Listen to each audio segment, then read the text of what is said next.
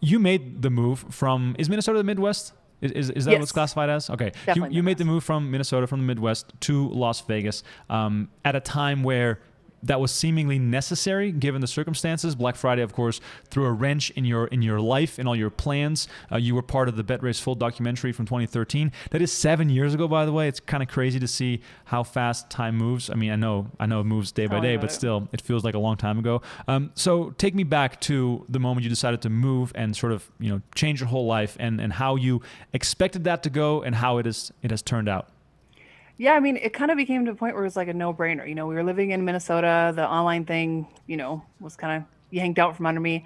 Uh, I was at the time traveling back and forth from the Commerce. I'd go for like 10 days at a time and then come home for like a month and a half and go back.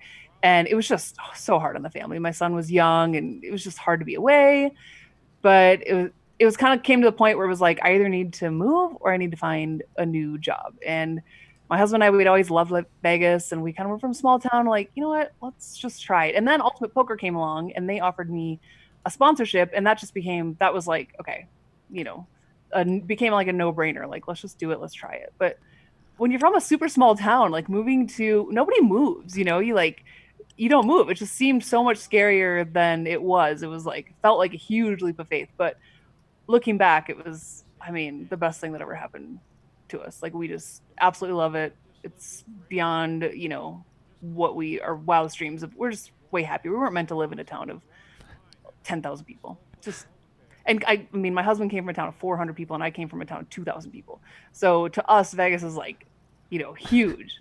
So we love it. We're very happy, and my son loves it too. He understands, all the. We love to go back in family, and we get a little bit of taste of Minnesota there, but we love having all the things to do here, all the options, and also just obviously, it's so much easier being a professional poker player in Las Vegas than it is in small town Minnesota. Yeah, no, I totally understand. I'm from a town of 800 people, so it's like right in between. Oh, it's Um, very rare that somebody has me beat for small town.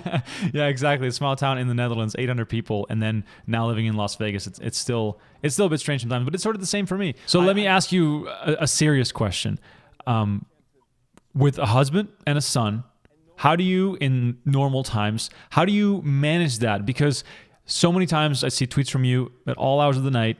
I see a bottle of Dom Perignon on your Instagram. I see you playing in these big games, and then I guess driving home when the sun's coming up, and you've got two people at home who live somewhat of a normal life. So how do you strike that balance, and how do you keep the train rolling without it derailing in that sort of way?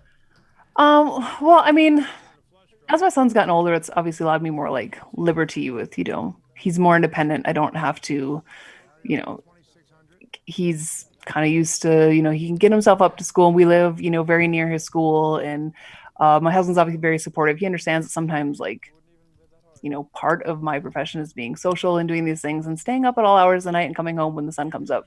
So it's progressed because when I first moved here, I had my son was younger, so I'd have to get him up for school, get him breakfast, so I'd wake up at 6:30 a.m., get him off to school, and then I would go directly to the only game that you could find in Vegas that was 510 or above, which is at Bellagio. I'd play 510 Bellagio, and then I would play for till 1 2 p.m., and I'd go back and pick him up, and that was like my day. So that was like a very set schedule. As he's gotten older and he's far more independent, and then as my husband also has gotten more wiggle room with his job, I have more wiggle room with mine to be able to be flexible with long sessions and stuff like that. Right. So people always ask me like, how do you do poker like with a family? And I'm like, how do you do poker without? Because like, no matter how much poker sucks, like I go home and I have something else. It's not poker, so it's a lot easier to achieve that balance.